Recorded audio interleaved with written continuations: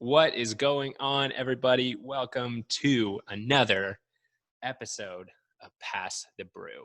I'm your host once again, Mark Cunningham, and today I am ludicrously excited. Yeah, added a new one. No, I'm super excited to bring on Kenny Baker, owner of Ethnos Coffee down in Memphis. This conversation is amazing. I can't wait to share it with you guys. Kenny shares his heart behind why he roasts, what he hopes to see in the coffee industry, how he got into roasting, the city of Memphis, changes he'd like to see in the coffee world. It's just a great conversation. Plus, him and I talk a little bit about basketball and throw our picks out there for who potentially could win the NBA championship tournament in Orlando when it comes back. So pretty pumped about this conversation to share with you guys. We're not going to talk too much before we dive into that. I would just encourage you to go check out Kenny Baker's Instagram. I'm even plugging this before the conversation starts. His coffee company at Ethnos Coffee. Super pumped I'm getting their coffee set up here. He's got his collab with Flight of Fancy with bags that are literally works of art, plus coffee that's going to be incredible. So go check his Instagram out. Pumped for this conversation. No more announcements. Let's get into it. Here's the conversation.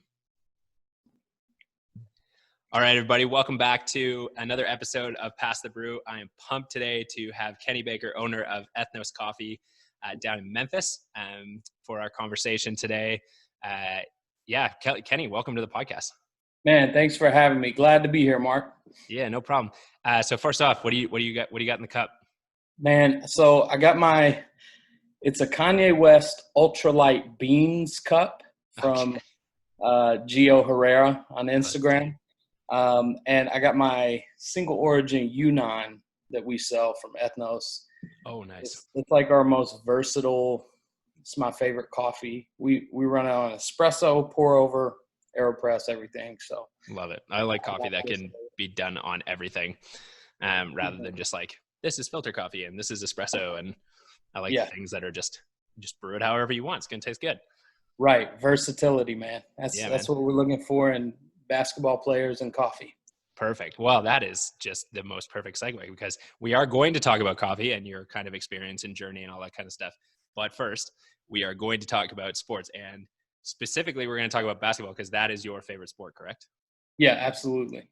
Right. So why basketball? What was why that over other sports?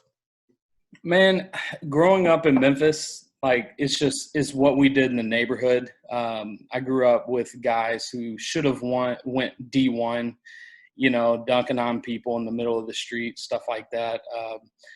Baseball and football were cool. We kind of dabbled in everything, but basketball culture in Memphis is just street culture, and it's like the character, the grit to it, and it just matches our city. And we finally got a pro team, back when they moved from Vancouver. Yeah, you stole them from Canada. We only got one now. Yeah. Hey, you got a chip though. You got a chip. We do. Yeah, that was big.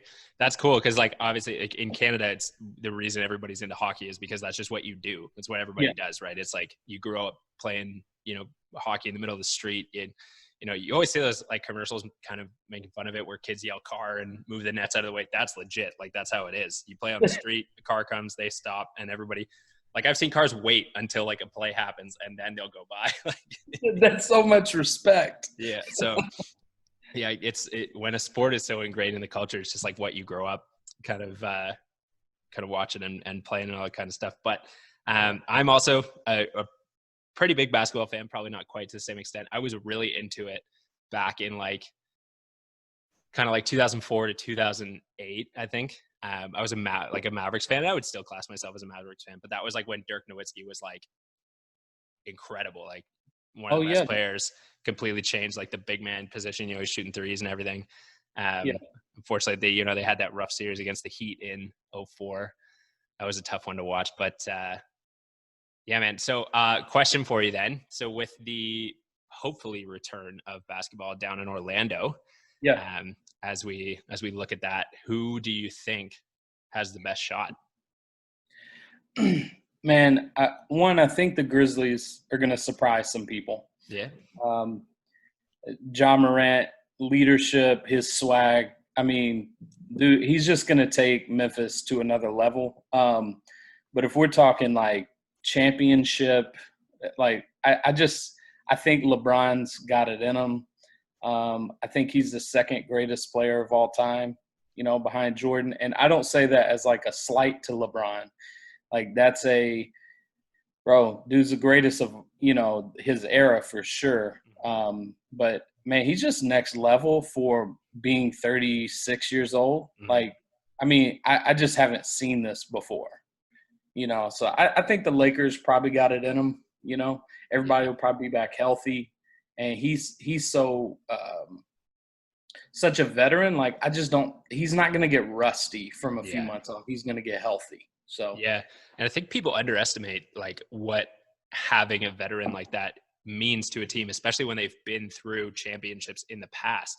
Right. I think you see it in every sport when a team that's new, like has never been in the championship before, doesn't have a lot of players who have been, like the pressure of the experience gets them, right? So having that guy in your locker room who can just calm everybody down, hype them up when they need to be hyped up, like knows, hey, like the press is going to be like this. These are the questions you're going to get asked. Like this is the kind of stuff you're going to have to think about. Like that makes such a huge deal.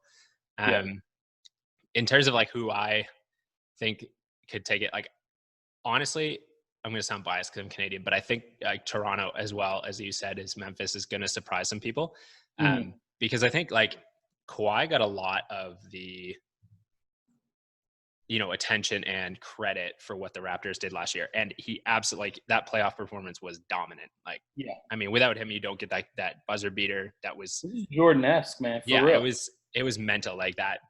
But I think seeing this year before the lockdown happened, like watching the Raptors, dominate without him, and Pascal Siakam stepping up. Like I think Nick Nurse is a better coach than a lot of people give him credit for. And I think he's going to keep the team focused enough that they could make a push into the playoffs. But then when I think about who actually has a chance, like I think the Lakers would be up there. And I think you have to put the Clippers in there just because, again, of Kawhi and like the way he just like turns it on at certain times and guys just can't stop him, right? Like he's just like, okay, I'm going to win the game now, I guess. Yeah. Man, both LA teams are scary because like with LeBron and AD, it's just an unstoppable duo. And then you have just the straight up defense that the Clippers have with Beverly, Paul George, and Kawhi. Like it's straight up lockdown type of stuff. So LA just is going to have a good year. Yeah. And I mean, I just hope it happens. I'm just so ready for sports to come back. Like I said this on another podcast, but I've been watching like old reruns because like my favorite sport is NFL or football in general. But I've been watching like reruns of last year's games on NFL Game Pass and like just trying to fill the top, like the full broadcast with commercials and everything because it just feels kind of normal. So who's your squad NFL wise? Yeah. So I'm a 49ers fan. Okay. So I'm born in Canada. My dad is from California originally. He grew up in like Fresno and sort of San Diego near San Francisco. Like they kind of moved around. But like all his brothers are 49ers fans. My grandpa was a 49ers fan. My older brother was a 49ers fan because he grew up in like the Montana and Young era when they were, the dynasty. Yeah. And so I had their posters on my wall. Didn't really know who they were, but it was like, yeah, okay, I'll be a 49ers fan. And then as I started to get more into it, I was like, yeah, okay, I'll stick it out, even though for most of my football loving life, they've been terrible. Yeah. Unfortunately, they had like 2-3 good years with Harbaugh and Alex Smith and Colin Kaepernick. And then last year, I think we finally saw what Kyle Shanahan can really do in the 49ers and going to the Super Bowl. And like, that is where, when we talk about like having experience in the locker room, I think the championship just got to them. Like Kyle's been there before, but he lost it, right? There's nobody in that locker room that's won one before. Well, I guess Richard Sherman had, but I think they had too many young guys and it was a little bit too much. And, obviously Patrick Mahomes is Patrick Mahomes. So what can you do? He's a beast. Yeah. But are you college football guys or basketball guys as well? Man, I'll do college basketball. Don't care about the politics of it, but big time Memphis fan. Grew up watching Penny Hardaway going to the Pyramid, which now they play in the FedEx Forum. And so him him coaching now just brings things full circle around for me. I was here in the Derrick Rose years. Oh yeah. And I had a student ID that would get me into the games for free. And I remember watching Derrick Rose in high school, man, just thinking, if Memphis gets him, we will win a championship. Mm-hmm. And we at least got there, but that was a heartbreaking, ending to the season. So, yeah, man, I rock with Memphis basketball all through and through. But I've just always been like a fan of individual players. Yeah. That's like for the NFL, even in the 90s, it was Deion Sanders. Yeah. And then play good. Yeah, and then in baseball, it was Ken Griffey Jr. When he retired, like I stopped watching pro baseball. And then basketball, it was clearly Jordan, and those guys. And so, but now I rock with Memphis teams for sure. Yeah, I struggle with my Titans, but yeah. I'll claim them. Hey, they surprised a lot of people this year. That run in the playoffs, they caught everybody off guard. Like taking out the Patriots and the Ravens, people were like, "Who's this that's playing right now? Yeah. How is this happening?" Yeah. I like the Titans. I mean, the reason I like the Titans is because I liked Marcus Mariota. I'm an Oregon Ducks college sports fan for the most part. Like I like their basketball team, their football team, and so I was a big fan of Marcus Mariota coming out. Obviously, he just didn't pan out in the NFL. Like that just happens. I feel like in football more than most sports. Like these top recruits coming in. Like in basketball, you kind of know, by high school, really, like what this guy's going to be like. And there's evidence. There's examples of guys developing late. Like you look at Tim Duncan and those kind of players that really can become great, but a lot of the time you see the talent and the ability at the high school level, and it's kind of like you're just coming into college just to do the year, right? Yeah. Man, how do these scouts just know though? Like there's some guys, obviously they miss, like I mean, even Kawhi was middle of first round, right? Draft and but these guys come out of nowhere. Isaiah Thomas is 5'9", drafted last, and then drops 30 points a game. So I wonder, man, what goes into identifying that talent that early on? Like, are they looking for a certain like moxie or natural talent or whatever? That kind of work amazes me. Yeah. Scouting, those guys just put in hours and hours and hours and hours and hours. Like you just keep saying hours of just watching the sport, right? So they start to, they're looking at things that, I mean, even intense fans just don't really understand, right? And because I listen to a lot of scouting podcasts for football because I find that fascinating as well. Is just the ability to pick out, like why is this guy better than that guy? They look the same, like they look like they're both good, and you look at a box score and all that kind of stuff, and but they just have this ability to see like, well, just the way he does this and his leadership ability and all that kind of stuff, just, they're able to pick it out. But yeah, scouting scouting high school and college for football, like that's straight up commitment. Cause there's like 1,000 football players and you got 400, NBA players, you know who it is. So scouting. Man, those guys, all they do is travel as well. Like they're just on planes and in their car, like 90% of their time. I'm just like, it's cool, but I don't want to do that. Right. So obviously born and raised in Memphis by the sounds of it. Can you tell me a little bit about your city and like, because I've never been down to Memphis. I've been to lots of places in the States. Memphis is not somewhere I've made it to, but tell me a little bit about the city. Yeah, man. A lot of history here.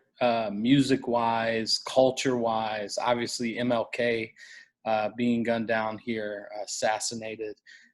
So still a lot of racial tension here that, we navigate through. I am truly amazed at like the obstacles the Black community has had to overcome in our country. And I've seen it firsthand in our city. And it's just it's an amazing thing to see, but it's also just, a very difficult thing to see, people, human beings, have to overcome stuff like that. So, man, if you grow up in Memphis, like, race is a conversation. It is something you're well aware of. I don't know many people in Memphis who walk around saying, "Oh, I'm colorblind. I don't see race." Like, no, you see the realities of it. And so you see it in the economics here, you see it in the neighborhoods, all that. And so the city, I think, is starting to make a good turn where there's a lot more economic opportunity. And at least that's what we hope is happening going forward. But man, good food, like, man, it's hard to stay in shape here. It's hard to, it's hard to, do that healthy life because we got so much good barbecue. And man, just like legit, there are barbecue places here where I don't even go to get the barbecue. I go to get the burger, like Tops Barbecue is famous in Memphis. And the best thing on their menu is like the double cheeseburger. It's insane. So man, it's like a hidden gem of a city. We got a bad rap for a lot of years because of the crime and the murder rate and stuff like that. And all that's rooted in economics here. Like, and so, yeah, man, if you grow up in Memphis, if you live here, you love it and hate it. It's like, you can talk bad about your family, but if somebody else does, you jump on them. That's kind of how Memphians are, like, because we know all the ins and outs, the grit to it, but there's so much to love about the city, so many great people. So, yeah, man, it formed me, molded me, helped me see the world from a cross-cultural type perspective, from a historical perspective. So, yeah, man, Memphis is dope and just starting to boom, and we want to see like more local people open stuff, shops, roasteries, and just keep making it. Yeah, that's awesome. Like, and just kind of to touch on what you talked about there in terms of like people from Memphis that you don't hear them say, "Oh, I'm colorblind."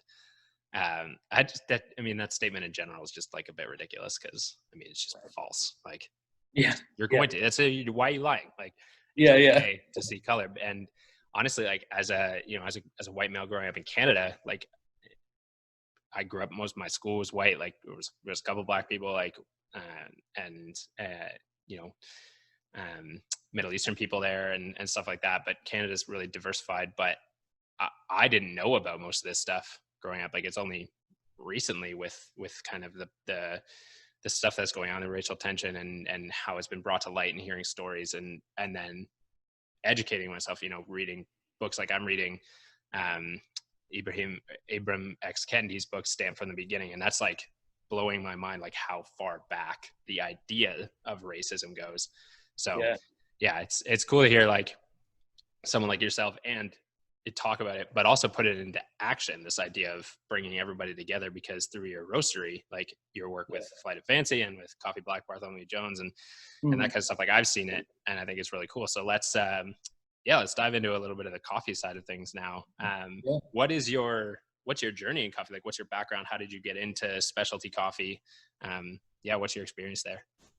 Yeah, man. So my dad used to drink like 4 pots of Folgers a day. And so I grew up thinking coffee was nasty, just nasty. And like, it wasn't even like a clean coffee pot. It was like, like he, but so he would drink coffee because he was in AA, Alcoholics Anonymous. And so like, if you're not going too far in alcohol, you just go in on coffee. I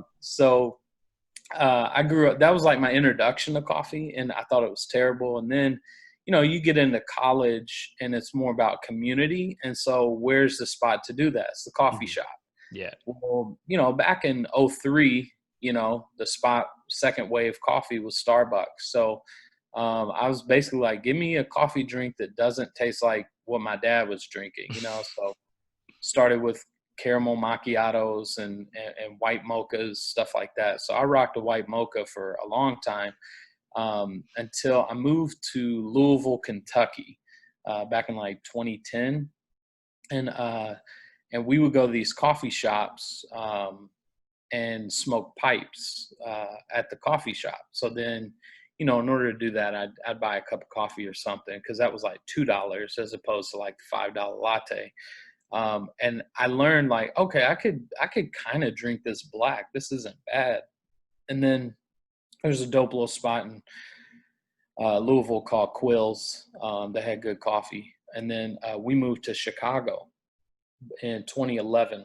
Got a job up there. And so the first coffee shop in Chicago I went to, because I asked the question, I was like, man, I wonder if Chicago has good coffee.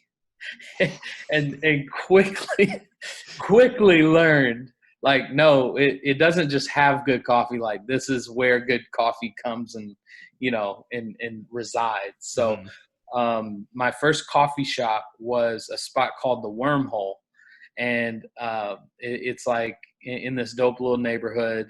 I go in, you walk in, and they have a DeLorean in the shop. Sick. Like legit full-size DeLorean, doors up, hanging from the ceiling on this platform. And I was like, bro, I'm in a different world, And so I walk in, and I get this Ethiopian coffee that they serve. And legit, I was like, this is better than a lot of drinks I've had. Like, it's not just good coffee. This is a phenomenal drink. So, man, I just kept going to the Wormhole, doing work there. And then slowly, like, I just hopped on the L train in Chicago, and legit, you could do weeks of coffee exploration just on different stops on the L train. Like, they had like caffeine crawls in the city. You just hop on the blue line and you hit like 6 or 7 shops, like a beer crawl for coffee. Yeah. So, man, I became a coffee head. And then I got to a point where I was like, bro, I'm spending way too much money on coffee. Yeah. So I was like, I wonder if I could like make it myself, roast it. So back in like maybe 2013, I bought this little machine called a B-More. It looks like a toaster oven. I buy the machine, and then I get some green beans from like Sweet Maria's or somewhere like that. And I start roasting coffee. And the first one I did looked like oil. Like, it was awful. It was like burnt. I'm surprised I didn't, set it on fire. But then slowly I started like taking back the heat on the roast, stuff like that. And, man, I hit a point where I was like, bro, this tastes like a dark roast at Starbucks. Like, now it wasn't good. I was like, well, if they can sell it, then why can't I? But, we were living like in these small apartments in the city, like shoebox type joints. So my wife hated when I roasted coffee. It made the house smell like burnt popcorn. Yeah, it's a gross smell. Yeah, man. So I just stuck with the coffee shops for a long time. And that was like where I kind of developed my palate, was like in Chicago, taking caffeine crawls, stuff like that. That's awesome. Like, yeah, I think I like hearing the story about the Ethiopian coffee, because I think there's probably a really big chunk of people in specialty coffee that had almost the same experience, where you have that coffee and it's like, this tastes like blueberries. How is that possible? Like, did they roast it with blueberries or something like that? The baristas or whatever are just like, no, that's what coffee is supposed to taste like. And you're like, what? Like, how is this possible? Bro, people all the time ask me, oh, so how did you flavor it? I'm like, I didn't. Yeah. This is what coffee should taste like. Yeah, coffee is a fruit. Yeah. Like, it's a cherry that's supposed to taste like fruit. Yeah. I have that conversation a lot with my friends. They'll be like, yo, what are all these flavor notes on this coffee bag? And I'm like, is it flavored like that? I'm like, no, it's just what it tastes like. That's what coffee is. Like, that's what it's meant to do. So then you kind of started roasting on your own in your apartments, making it smell like burnt popcorn, not setting it on fire, thankfully. Where did the transition happen, where you were like, hey, maybe I want to do this as a profession? Yeah.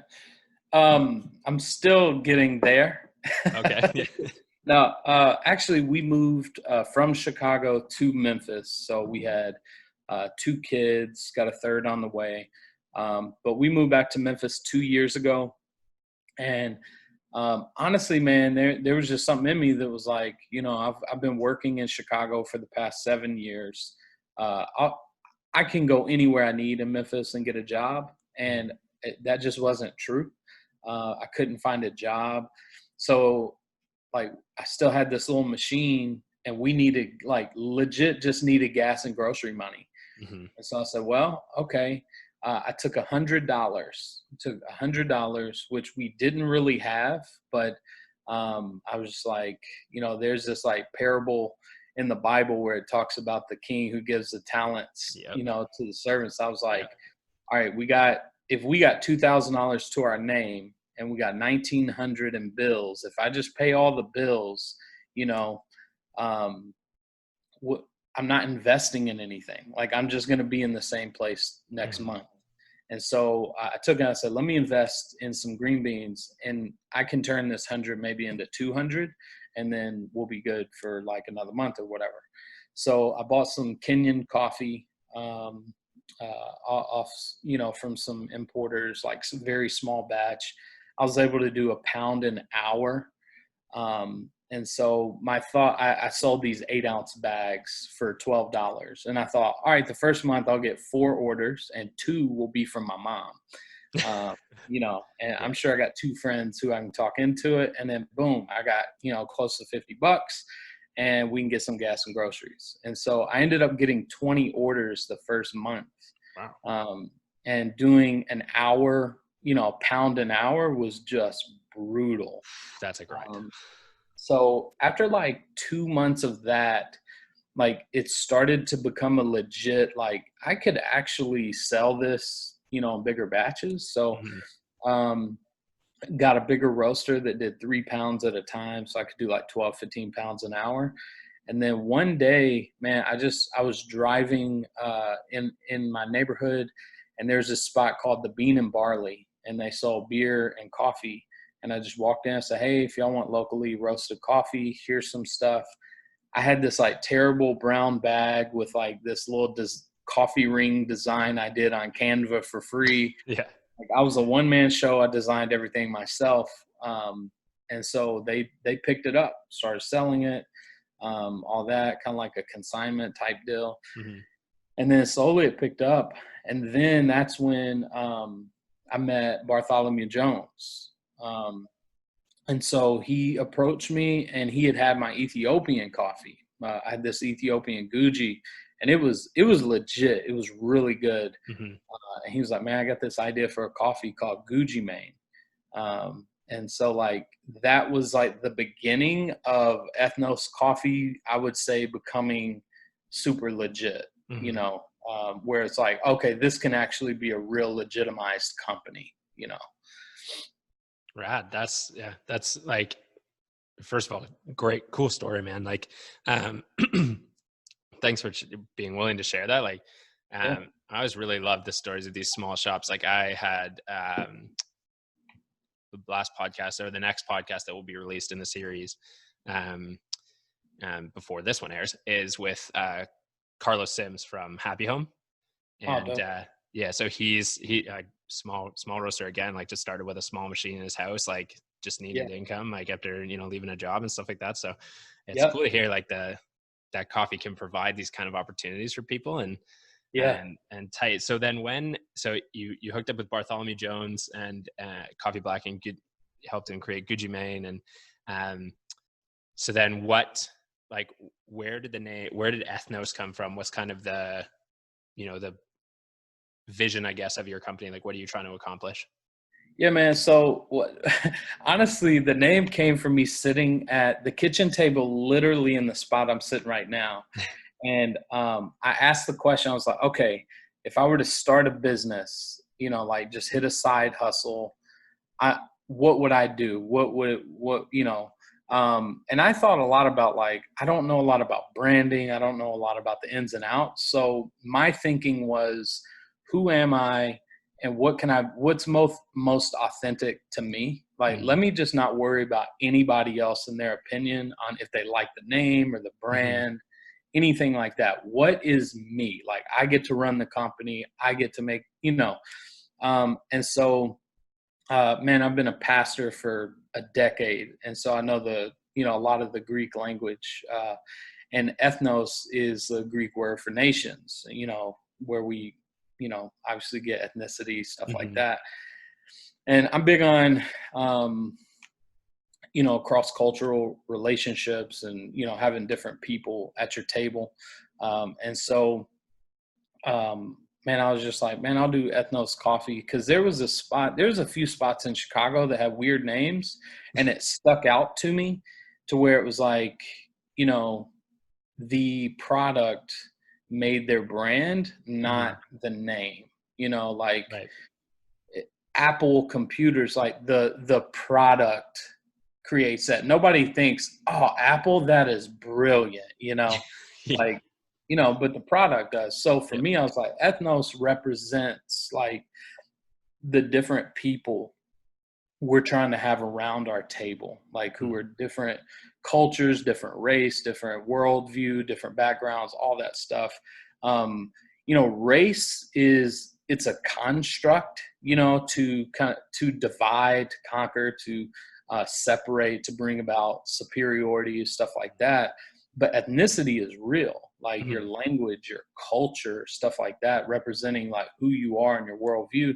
That's real. So I wanted to kind of have this conversation about our differences being cross culture, but I wanted it to be rooted in like authentic, difference between us, not just a surface level. Hey, we've created race to separate us. So, ethnos, man, it was just it was a word that one I just thought nobody's gonna have this name. Um, and two, it just represented like my vision. Like if I were to have a coffee company, what's the vision? Is to get people from across cultures around tables together. Yeah. uh, and it and man, I just encourage anybody who's like starting business, don't think through target market and like trying to be some sort of genius on this stuff. Just go authentically with like what you would be passionate about pushing, Yeah. and working for. So that's kind of the origin of it. That's awesome. And I think you're onto something there. Like I think the traditional way in the past that business has been started, this I part of my course in college was learning how to open a business, and essentially we had to write a business plan, and all of the focus is on the financials, all of it, everything. Like you got to figure out what's your customer base, what's your target market, how much of that customer base can you possibly get, and all this kind of stuff that you don't get to spend time trying to figure out, well, what's the point? But then when you get into the business world and you learn, well, what drives good companies, and it's Mm-hmm. consistently the mission and the vision, Yep. when that is in line with everybody in the organization and everything, like that's what drives a business forward. So it's like, well, why don't we spend more time on that? Like that should be the goal. And Yeah. so I think now so many young people starting new businesses are like, I'm just going to do what I'm passionate about because my vision is going to drive what I'm doing. Yes. And Yeah. honestly, through even these few conversations that I've had on this podcast, like that is just becoming more evident. Like with Yeah. everybody I talk to that's opening these places, it's just, yeah, like this is what I'm passionate about. And I find people that are just as passionate about it, and we work together to create this thing. And it's like, that's perfect. Great. You don't need to know, like, you don't need to have like documents of cash flow and like all this kind of Right. stuff ready to go. Right. Like, Yeah. I was talking to Bartholomew Jones, and he was like, man, I wonder what it would take to get into roasting. And I was like, bro, it took me $100. Like, you can start on a popcorn machine and then yeah, get some greens, and like literally you have a coffee business right there. that's Some unreal. people will tell you, well, you need about 150,000. Hmm. I'm like, bro, I did it with 100 like dollars. So yeah, and then like the whole target market thing, I've always had a difficult time with that. Um, so I've always just gone for target values, like Hmm. because you can have similar values span the demographics all the way Hmm. across. So that's been the lane we've stuck in, is like target value as opposed to a target market. Because you're just not going to be able to please everyone Hmm. with your product. Coffee is very subjective. It's finicky. It's, Hmm. one harvest could be phenomenal and the next one could taste like grass. Like it's hard, but some people rock with you through that stuff because they buy into your mission, your vision, your values. Yeah, 100%. And that's uh like it's really cool to hear as well that you were a pastor and things like that. Like I work at Muskoka Woods is a Christian organization as well, so we're based all around that. And and I was talking Carlos, same thing. He's he's a Christian guy, and to hear people start to cross their businesses and their personal life together to create, like you said, this stream of values that people can agree with and be like, yeah, I'm going to join them because I agree with who they are, not necessarily like, yeah, I like their product and everything, but I'm more latched on to their mission and vision, and that's why I stick with them. That's why I'm loyal and all that kind of stuff. So I think that's super cool. And to hear your pastor as well, like that's awesome. That's dope. Yeah. Part of the company's goal now is to help support this church plant that we're doing here in the city. Like, we're in the suburbs. I'm very city, like urban. Okay. Yeah. Like, I'm city. My family is, man, Chicago was tough. Like on my wife and kids, it's just you're cramped, and you pay $1 million for nothing. Yeah. And so, so we find ourselves like kind of more in the suburbs, and like I'm finding there's not a lot of great coffee shops, and there's not a lot of multi-ethnic churches out here. Right. And so I'm finding myself in that lane where I'm going, okay, we can bring this to the communities that are more segregated. Even though they're diverse, they're still segregated in function. Yeah. And so we're planning a church called Imago Dei, where part of the vision is to remove racial, cultural barriers, class barriers, and make disciples in that way cross-culturally. So the coffee stuff is kind of like how we see the gospel in the church. Like it's kind of like, this is what it looks like in the business world, uniting all people from all backgrounds and cultures and stuff. And so we think the church should be able to do that. So that's kind of where a lot of the inspiration came from too. Man, that's awesome. That's so cool. I'm just hyped we connected now. Like this great. That's sick, man. One of the questions I had that I kind of wanted to, I think I forgot to ask Carlos this, but like, what's something about coffee roasting or owning a roastery that maybe surprised you, or you think the public might not know that is like different, or like what's owning a roastery like? Yeah. Man, I would say when I would drink coffee, I'd be like, man, these dudes know exactly what they're doing, and they know how to duplicate it. And, these dudes are experts. Yeah. And I'm finding like, everybody's still learning roasting, even if they've been doing it for 30 years. Like, you are constantly learning. There's a coffee roaster here in Memphis called Boycott Coffee. And so they're like big into like the activism part of coffee, and they do a phenomenal job highlighting stuff. And I'm learning a lot from them, but they're just good people.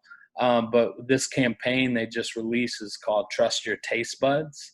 And they talk about the specialty coffee industry, how, it was like, oh, it scores this many points and it's got these flavor notes and all this. And they're saying, hey, we're going directly to some farmers, getting some stuff that may not actually technically qualify to certain standards of being specialty, but it can be a phenomenal cup of coffee. And so that's like what I'm finding in roasting is there is a science to it, but the science is more like fundamental, foundational stuff, like principles that help guide. And it's the art that changes day in and day out, which is like, that's part of what we love about our Flight of Fancy collaboration is like pumped to get that partnering with a local artist who I went to high school with here in Memphis. Oh, sick. Okay. That's cool. Yeah. And so that was that connection. And so, he does these phenomenal murals around the city. He does these paintings that are incredible.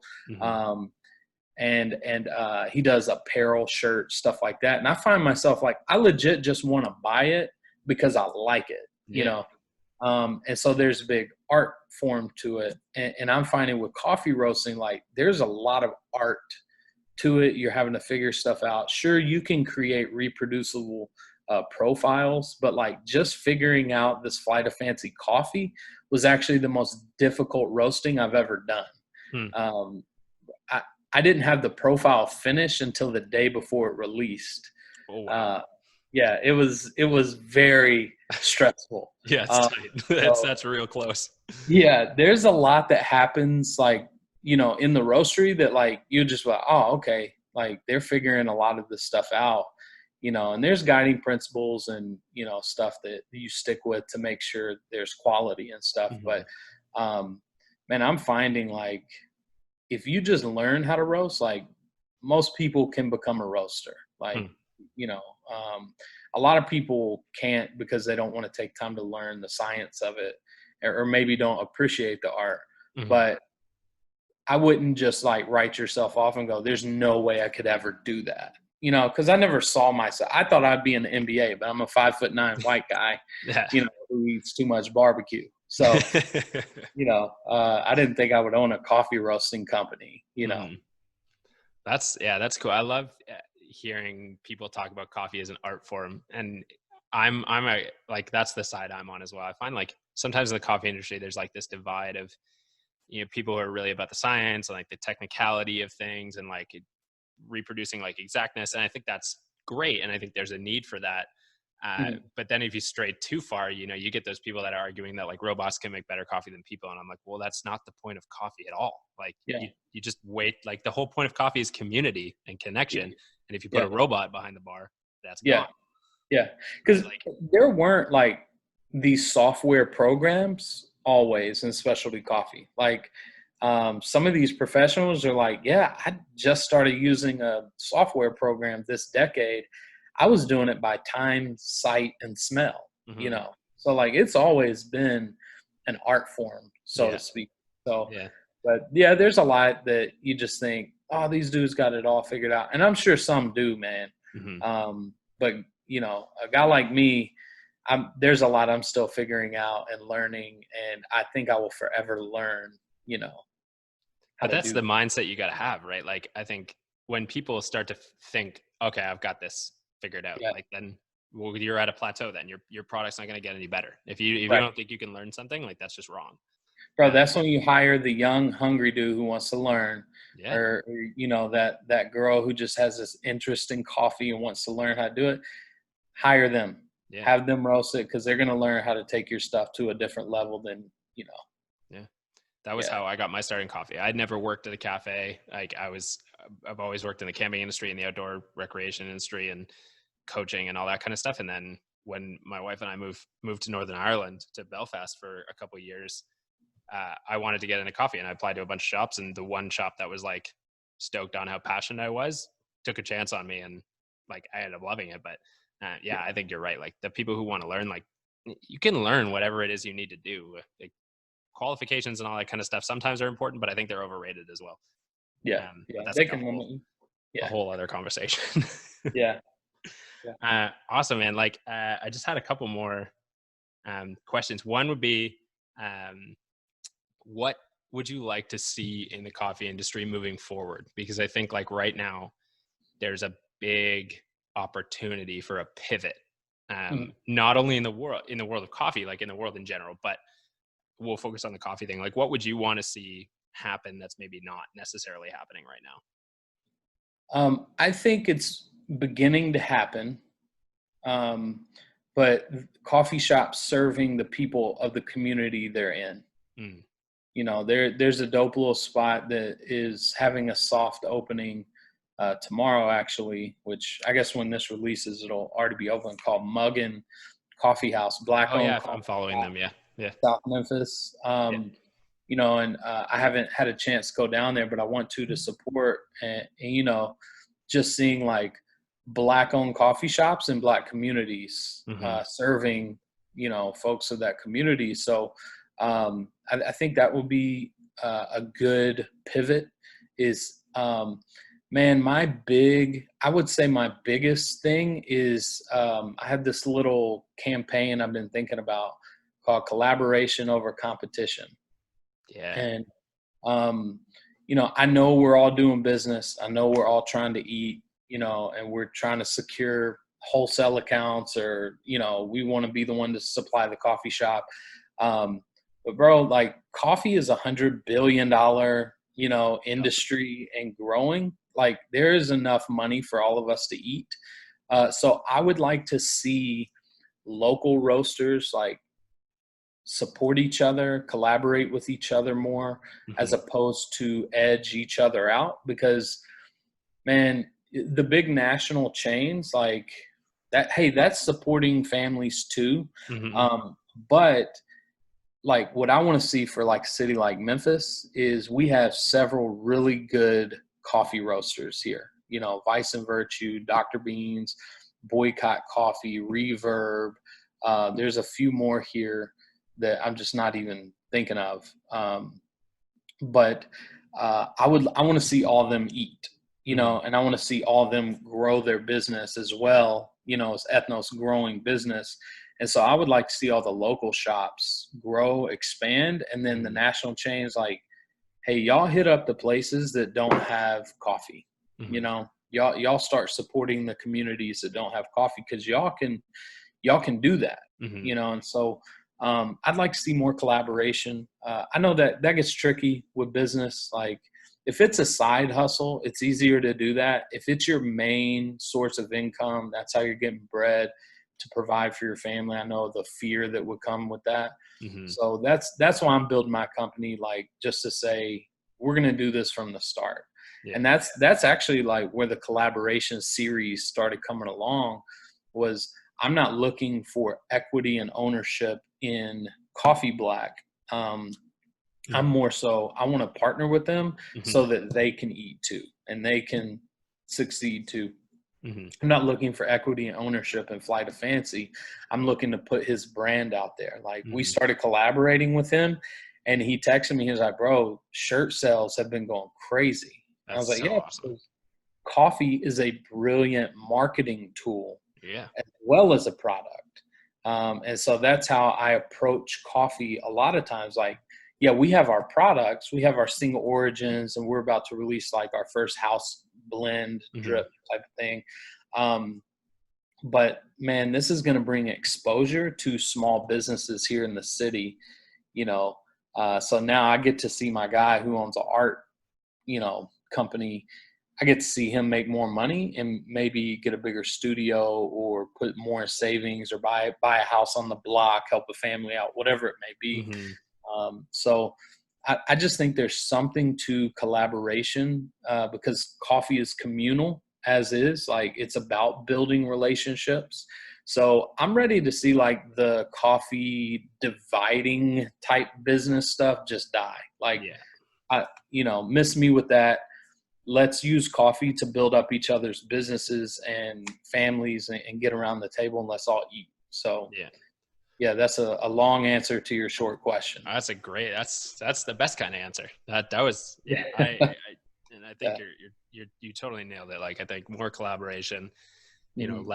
less competition. I think that's absolutely the way that it should move forward. And I think that just will create more spaces for more people. So Yeah. um, yeah, I really like that. And then last question: do you have like a dream coffee, like from a certain location, certain varietal that you would love to roast? Man, I want to try one from Yemen. Um, my dream like go-to coffee is, it's like Ethiopia Guji number one, Hmm. and then like a good syrupy Kenyan number two. Nice. But as far as like what I haven't roasted, I have not roasted anything from Yemen, and I've just heard some great things. So I'm looking forward to like sourcing that. Bro, it's just pricey, and it's scary to like sample roast stuff that's like $10 and $20 a pound, and you're going, okay, You let better me, not screw that up. yeah, I don't want to mess this up, so Yeah. because you can do something on like a small sample roaster and it turn out great, 50 to 200 grams, Hmm. but that first batch of like 10 or 30 pounds that goes in the roaster, and you go, okay, like, here we go. We're just going to figure this out. That's scary to me. Yeah. So, hey, if there's any Yemen Coffee connects out there that just want to send me some free samples, like, send them my way. Okay. I don't know how many of them will be listening to this tiny podcast, but if it happens, great. It's going to blow up. We're putting it out there. Yeah. So, yeah, man, I think probably Yemen, just because that's the one I haven't. I was super interested in Yunnan. I was like, coffee from China, like, is that going to be good? And it's legit, like, my favorite coffee right now. So, yeah, man. But Awesome. I'm open to anything. Like, I wish I could grow coffee in Memphis. Yeah. Yeah. Do that. Yeah. That'd be pretty sick if we could grow coffee anywhere. Oh, well, man, Kenny, thanks.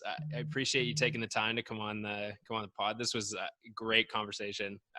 I had an awesome time, like, hearing from you, learning from you, hearing your heart behind everything. And I hope big things are coming, man, because the coffee world needs more of you for sure. So appreciate that, man. Keep it up, and thanks for coming on. And we'll hopefully have you back. If the podcast keeps going, we'll have you back on to talk about more basketball and more coffee things and all that kind of stuff.